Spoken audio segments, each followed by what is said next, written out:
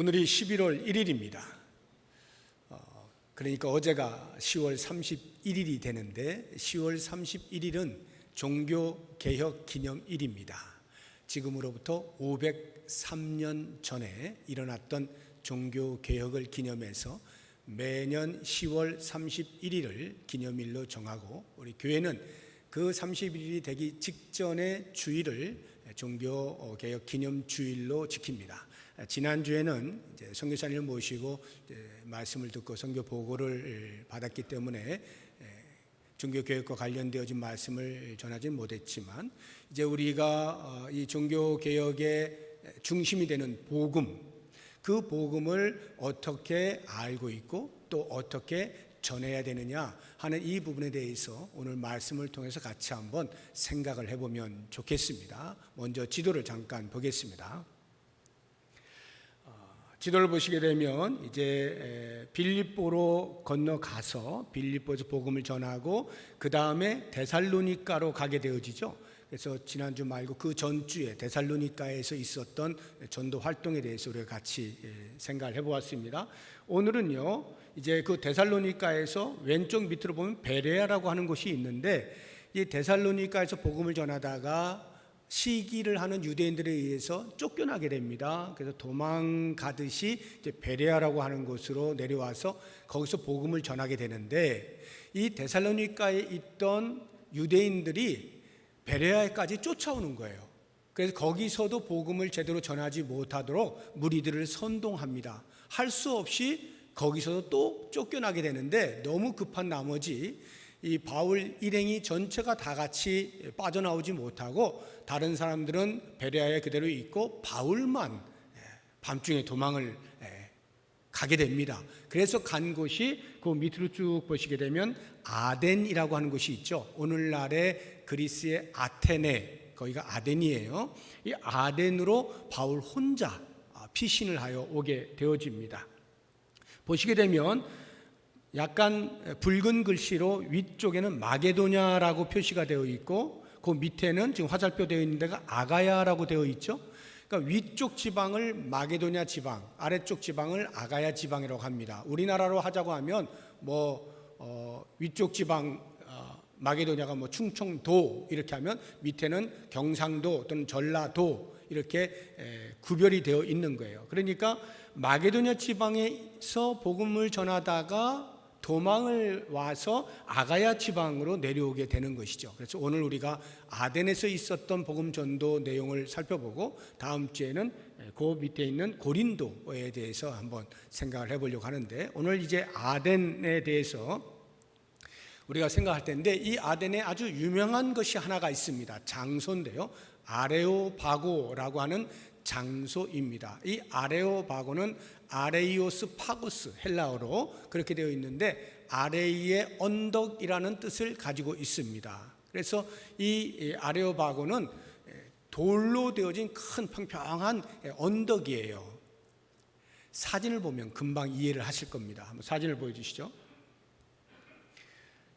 여기 보시면 지금 사람들이 많이 올라가 있죠. 다 한국 사람들입니다. 한국 사람들이 이제 성지순례 가가지고 사진을 찍어가지고 이렇게 올린 거예요.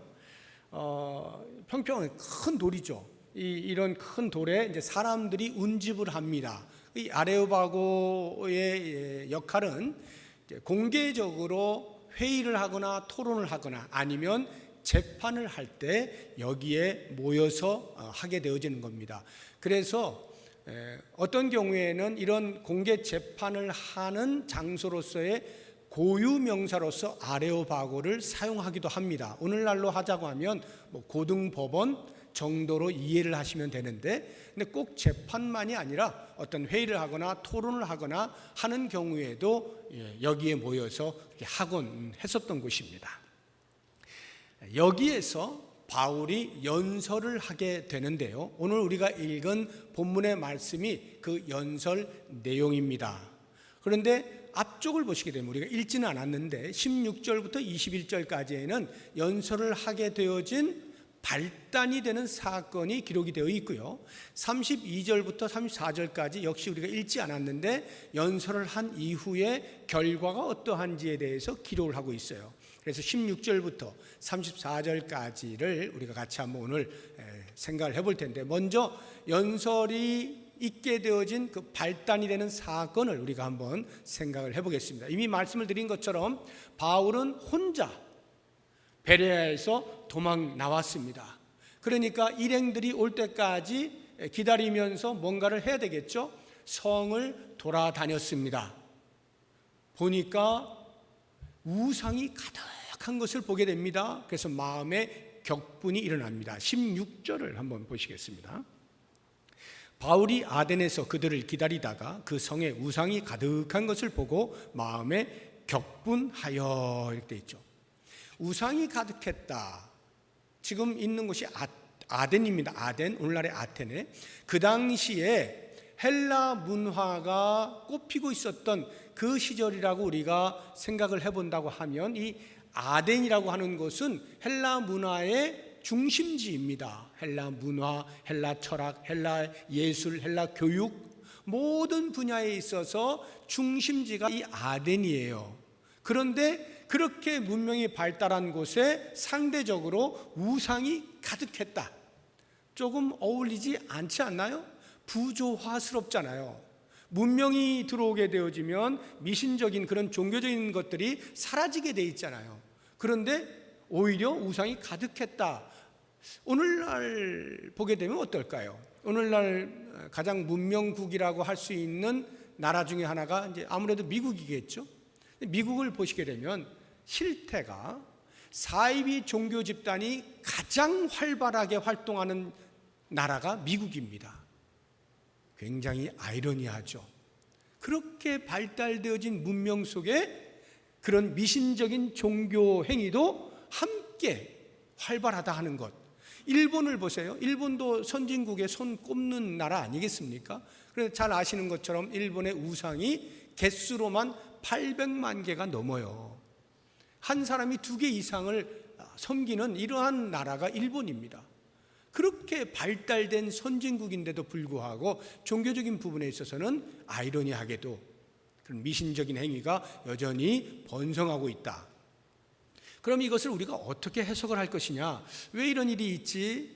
할 때에 한편으로는 아이러니지만 또 다른 한편으로는 너무나 당연한 일이에요. 어떤 면에서 당연하냐 하면, 우리 인간은 하나님의 형상대로 지음을 받았잖아요. 우리 성도들은 다 알지만 일반인들은 몰라요, 그 사실을.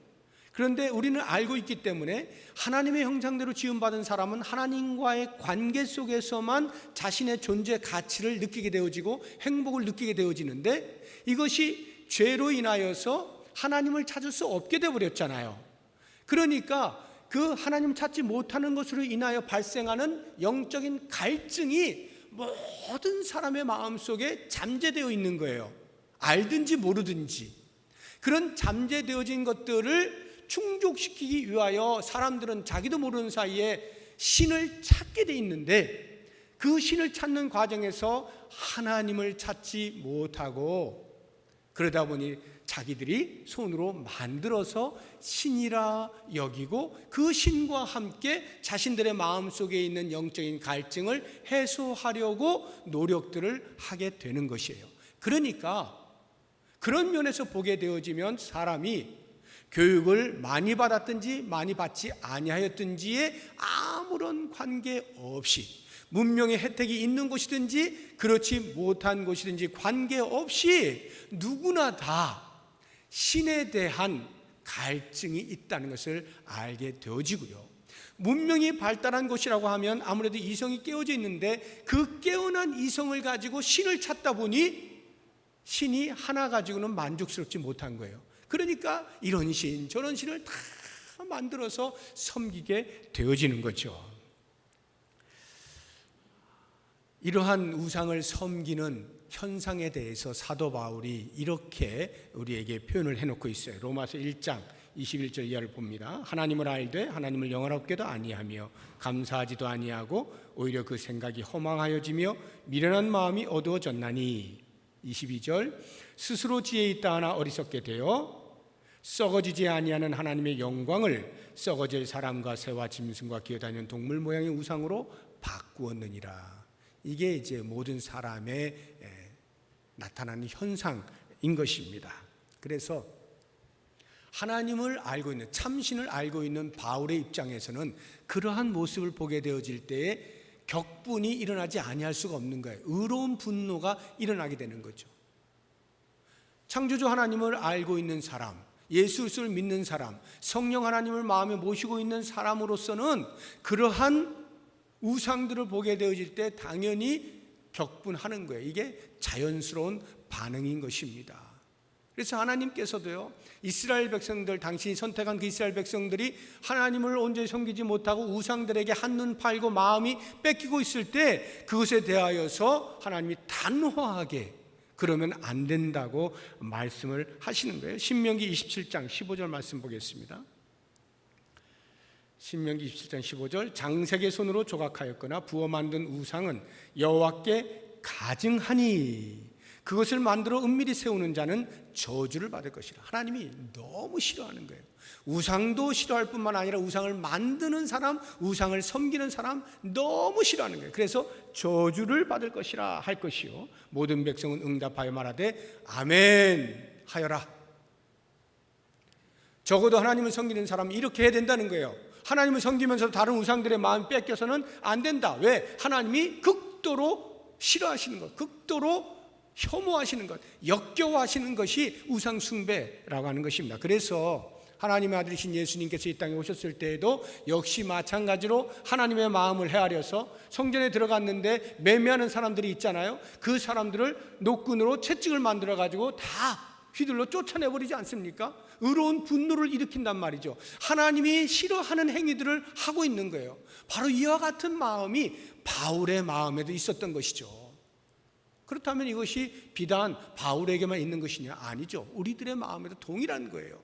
하나님을 제대로 섬기고 있는 사람이라고 한다면 그렇게 우상을 섬기고 있는 현장을 볼 때에 가슴이 답답해지는 것이고 의로운 분노가 일어날 수밖에 없는 것이죠.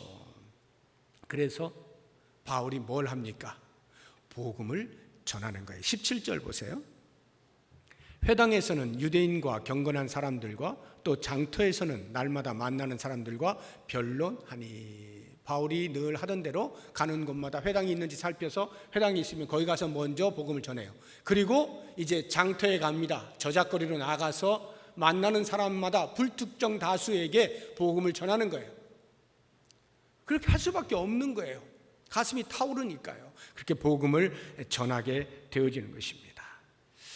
그러다가 사람들을 만나는데 철학자들을 만나게 됩니다. 이 아테는 철학이 굉장히 발달해 있어요. 우리가 학교를 다녔으면 누구나 다 한 번쯤 들어봤을 유명한 고대 철학자들, 소크라테스, 플라톤, 아리스토텔레스, 이런 사람들이 전부 다 이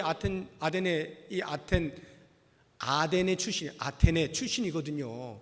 그러니까 이 아테네는 하여튼 철학의 본산지라고 보면 되는 거예요. 거기에서 철학자들을 만나는데 크게 두 종류의 다른 철학자들을 만나요. 하나는 에피쿠로스 철학자, 에피쿠로스 학파, 또 하나는 스토아 학파의 철학자들을 만나게 돼요. 이 두 학파는요, 상반된 행동 양식을 가지고 있어요. 상반된 철학 사상을 가지고 있어요. 그런데 같이 존재하면서 이 아덴의 철학의 양대 산맥이에요. 에피쿠로스는 감성을 중시해요. 그래서 오늘 우리가 죽으면 무슨 의미가 있느냐?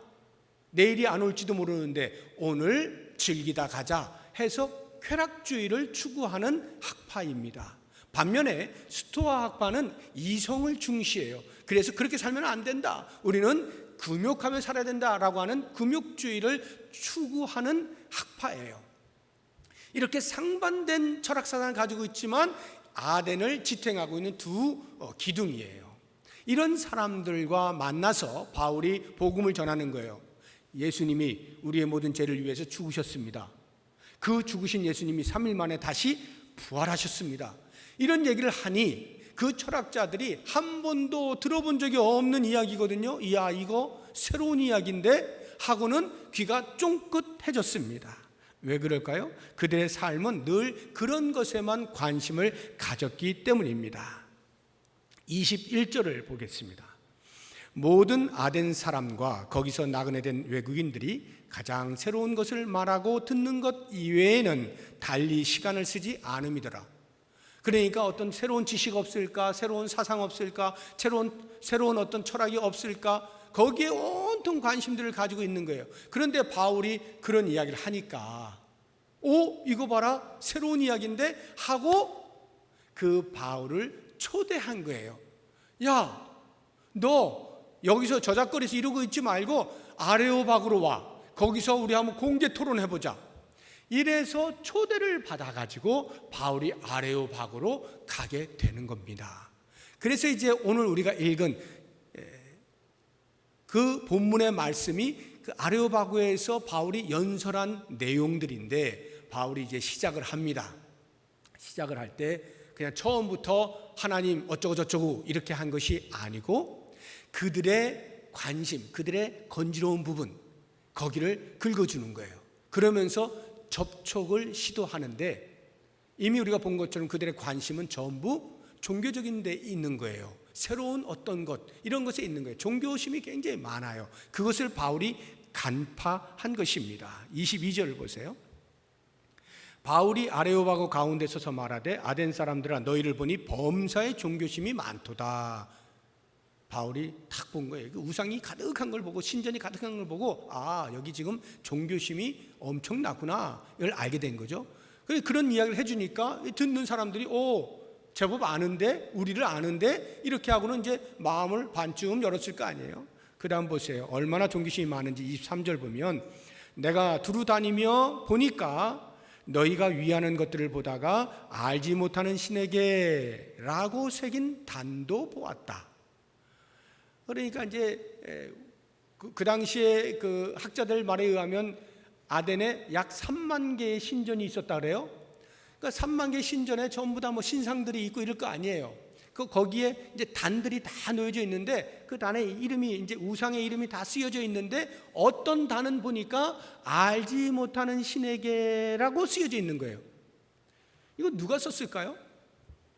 종교심이 많은 그들이 혹시라도 자기들이 알지 못하는 존재하는 어떤 신이 있는데 우리가 그만 깜빡해서 놓치게 되어서 신전을 세우지 못하고 섬기지 못하면 그들이 노여워해서 우리들에게 화를 내리지 않을까 싶어서 그것마저도 면하기 위하여 혹시라도 실수하지 않기 위해서 우리가 이름은 알지 못하나 죄송한데 그러나 당신을 기억은 하고 있겠습니다 하고는 알지 못하는 신에게 이렇게 명패를 붙여서 단을 만들어 놓은 것이죠.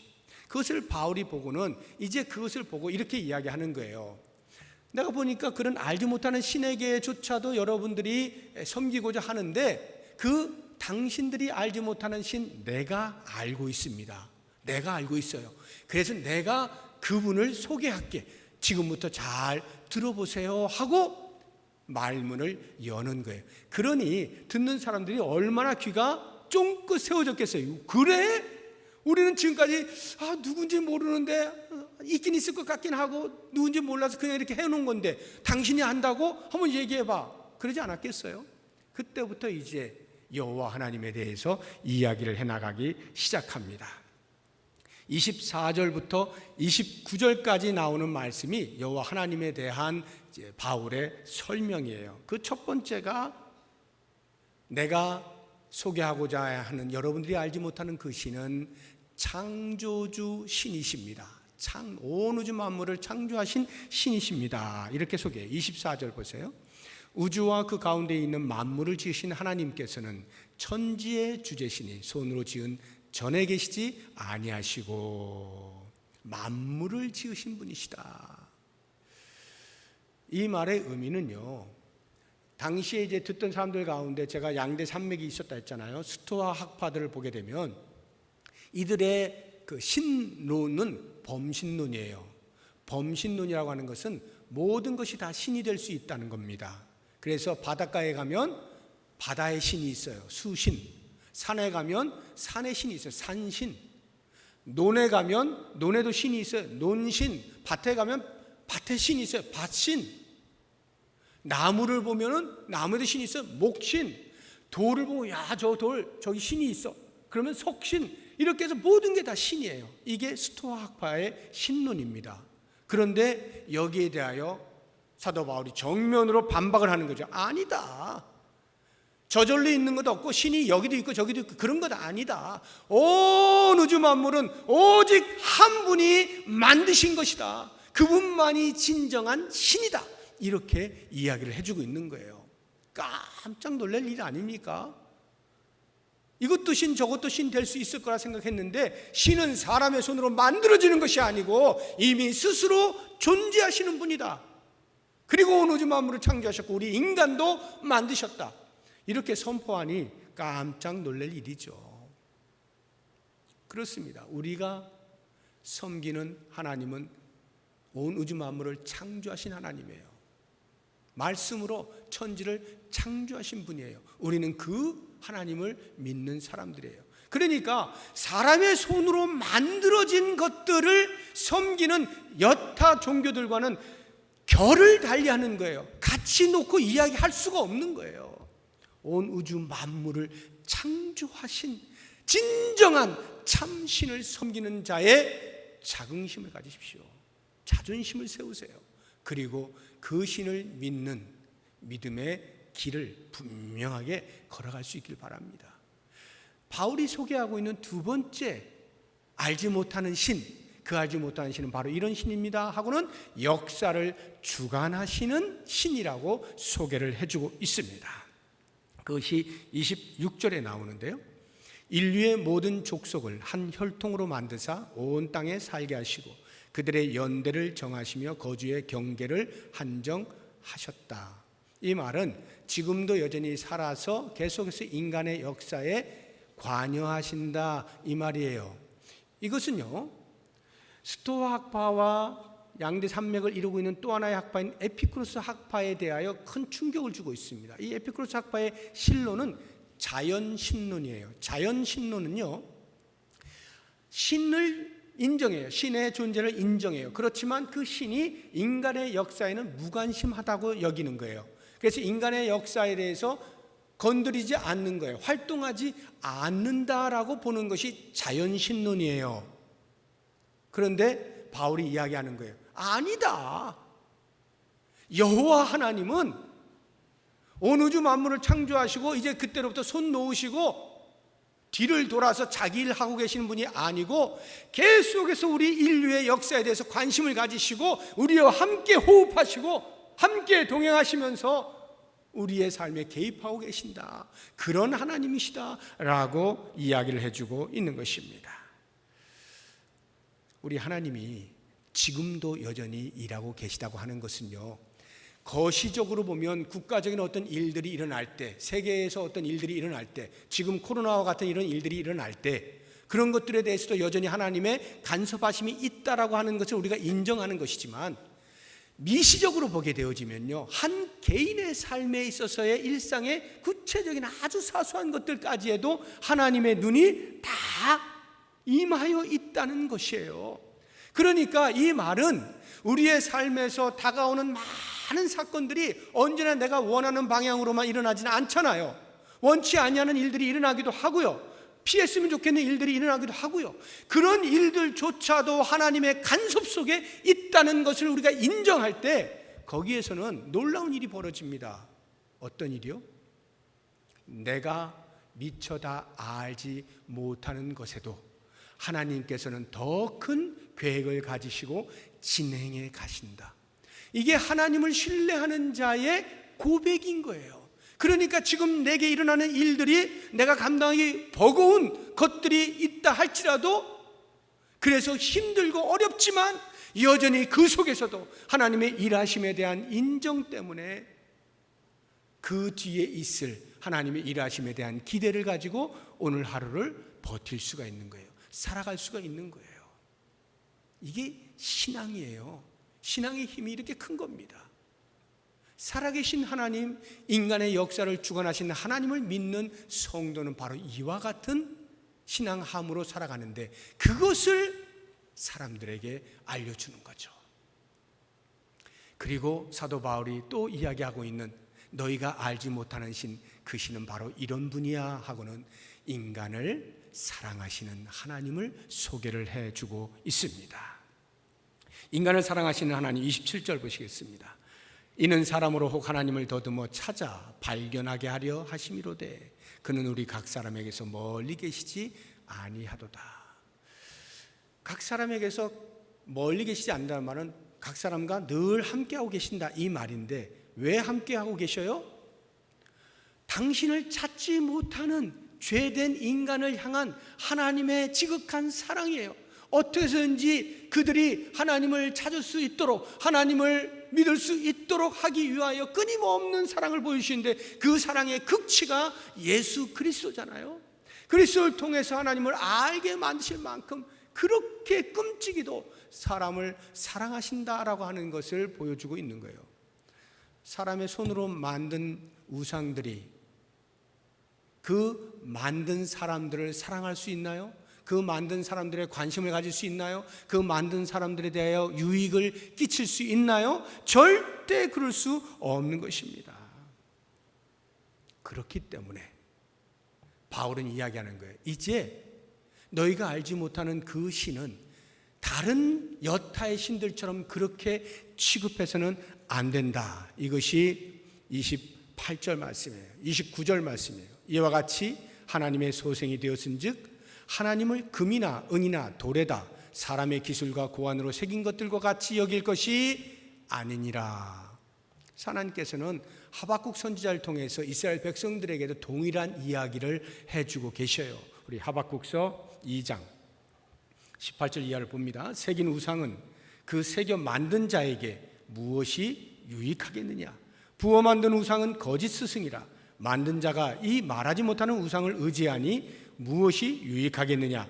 나무에게 깨라 하며 말하지 못하는 돌에게 일어나라 하는 자에게 화 있을진저 그것이 교훈을 베풀겠느냐? 보라, 이는 금과 은으로 입힌 것인즉 그 속에는 생기가 도무지 없느니라.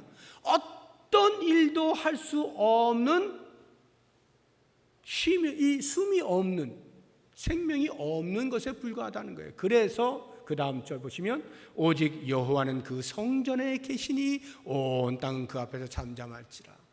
살아계신 하나님께서 우리를 향하여 보여주시는 그 크신 사랑 앞에 감격하면서 오직 그 하나님만 섬겨라, 이렇게 말씀하고 있는 것입니다. 우리가 복음을 전할 때 바로 그와 같은 살아 역사하셔서 우리 인간들을 사랑하여 끝까지 돌아오게 하시는 그 하나님을 소개하는 거예요. 그래서 이미 말한 것처럼 그 사랑의 극치가 예수 그리스도인데, 그 그리스도를 이 땅에 보내시면서 구원, 한편으로는 구원의 은혜를 보여주시지만 또 다른 한편으로는 이제 그러므로 너희들에게는 심판이 있을 것이다. 회개하지 아니하면 심판을 피하지 못한다. 이것도 복음의 내용에 들어가는 것입니다. 그 말씀이 30절에 나오죠. 알지 못하던 시대에는 하나님이 간과하셨거니와 봐주셨지만, 여기 알지 못하던 시대란 말은 예수님이 아직 이 땅에 오시기 전을 말하는 거예요. 그때는 좀 봐주시는 것이 있었지만 이제는 예수님이 오신 이유는 어디든지 사람에게 다 명하사 회개하라 하셨으니, 왜냐하면 이는 정하신 사람으로 하여금, 예수님으로 하여금 천하를 공의로 심판할 날을 작정하시고 심판의 때가 온다. 이에 그를 죽은 자 가운데서 다시 살리신 것으로 모든 사람에게 믿을 만한 증거를 주셨기 때문이다. 무슨 말이냐면 그냥 어느 날 갑자기 자 심판이야, 너희들 이리 와 줄 서, 이렇게 심판하시는 것이 아니라 믿을 수 있는 기회를 주신다는 말이에요. 예수님을 이 땅에 보내셔서 믿을 증거를 나타내 보이시고, 자 믿어야 돼, 믿지 아니하면 너희가 심판을 받을 수밖에 없어. 그러므로 회개하고 예수를 구주로 고백하라, 받아들여라, 이렇게 한단 말이죠. 바로 그 믿을 증거를 보여주신 이유로 인하여서 심판에 대하여서도 분명하게 말할 수 있는 것, 이것이 복음이에요. 사실 심판이 있을 것이다, 쉽게 이야기하면 예수를 믿지 아니하면 지옥 간다, 이 말이잖아요. 그 말 하는 게 얼마나 어려워요. 너 나한테 저주하냐? 이렇게 반응할 것이 뻔하기 때문에 심판에 대한 이야기를 하기가 쉽지가 않아요. 그러나 그렇다고 해서 우리가 말을 못해서는 안 되는 거예요. 왜냐? 그래서 지금 믿을 수 있는 기회를 주고 있잖아. 믿을 수 있는 기회를 주고 있잖아. 지금 소개하고 있잖아. 그것을 받아들이면 심판을 피할 수가 있는 것이고, 끝까지 거부하면 심판을 피하지 못한다는 것 말하지 아니할 수 없노라고 분명하게 이야기하는 것도 복음의 내용이 되는 것입니다. 이 바울의 연설을 통해서 우리가 알 수 있는 것은 얼마나 논리가 정연한 변증법적 복음 전도 방법인지 모르겠어요. 기가 막힌 거예요. 처음에 사람들의 관심의 부분으로 접촉을 시도해서 반드시 복음의 내용을 확실하게 전달하는 이 변증법적인 논리를 보게 되어질 때 우리가 전도하면서 많이 이런 부분을 배워서 사용하면 좋겠다 하는 생각이 드는 것입니다. 왜냐하면 이 바울은 마치 사람들이 그러한 질문을 던지면 내가 이렇게 대답해야지 라고 하는 것을 준비해 놓은 듯하게 그렇게 연설을 하거든요.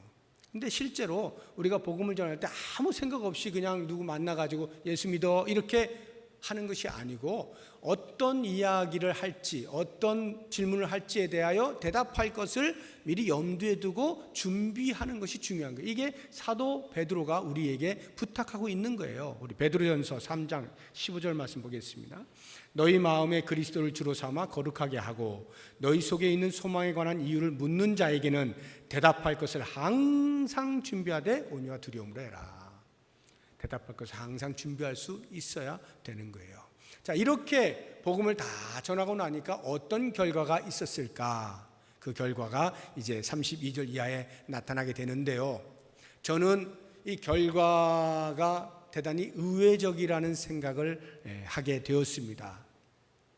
두 종류의 반응이 나오는데, 하나는 거절하는 거고요, 또 다른 하나는 수용하는 거예요. 거절하는 것은 이렇게 나옵니다. 32절에 그들이 죽은 자의 부활을 듣고 어떤 사람은 조롱도 하고 어떤 사람은 이 일에 대하여 내 말을 다시 듣겠다 하니, 둘 다 거부하는 거예요.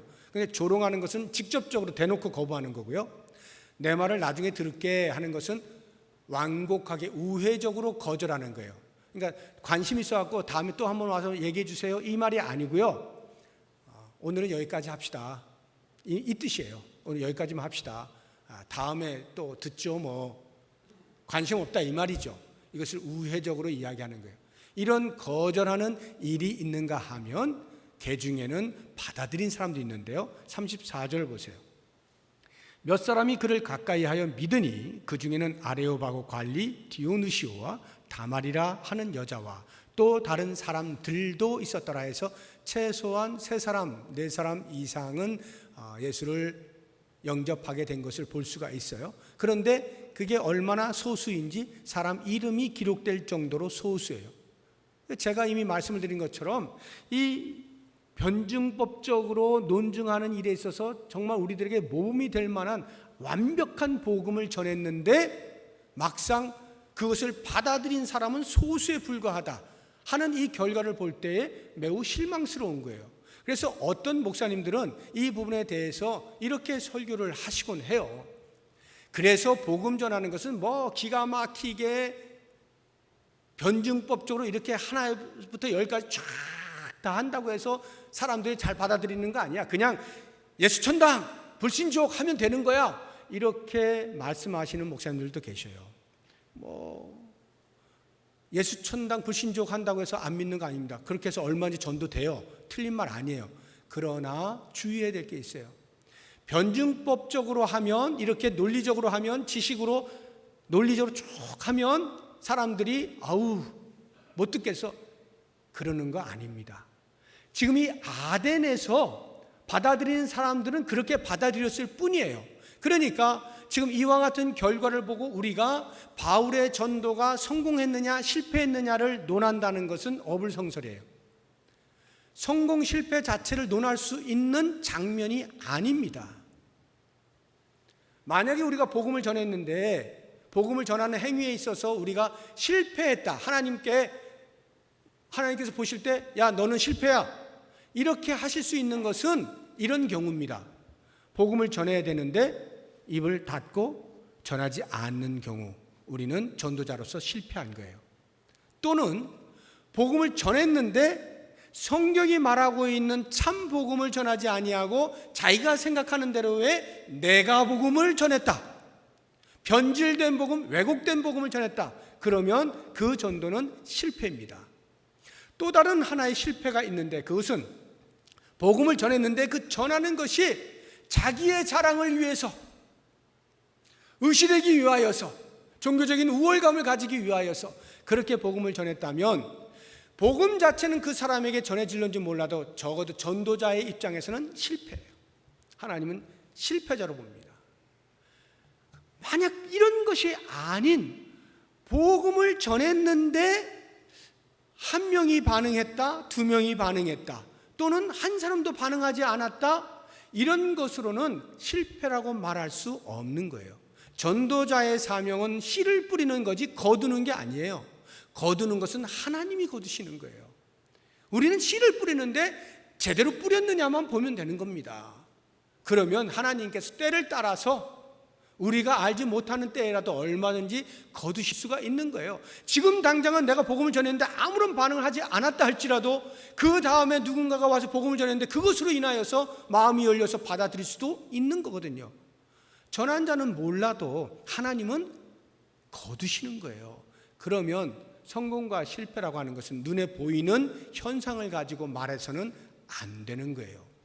우리가 정말로 신경 써야 되는 것은 복음을 전하고 있느냐 하는 부분과 그 복음을 바로 전하고 있느냐 하는 것과 그리고 그 복음 전하는 것이 나에게 마땅한 당연한 것으로 알고 전하고 있느냐, 이 부분만 점검을 하시면 나머지는 다 하나님께서 거두시면서 영광을 받으시는 겁니다. 모쪼록 오늘 이 바울의 아덴에서의 전도하는 모습들을 통하여서 우리가 귀감으로 삼아야 하는 것은 부지런히 씨를 뿌리고 그 씨 뿌리는 것에 대한 열매를 우리 하나님께서 때를 따라서 거두실 것에 대한 기대감을 가지시고 틀림이 없는 분명하고 정확한 복음을 우리의 주변에 있는 어느 누구를 막론하고 어느 때를 막론하고 전하는 자로 살아야 되겠다 하는 다짐을 할 수 있는 우리 모두가 될 수 있기를 바랍니다. 기도하겠습니다. 하나님 아버지,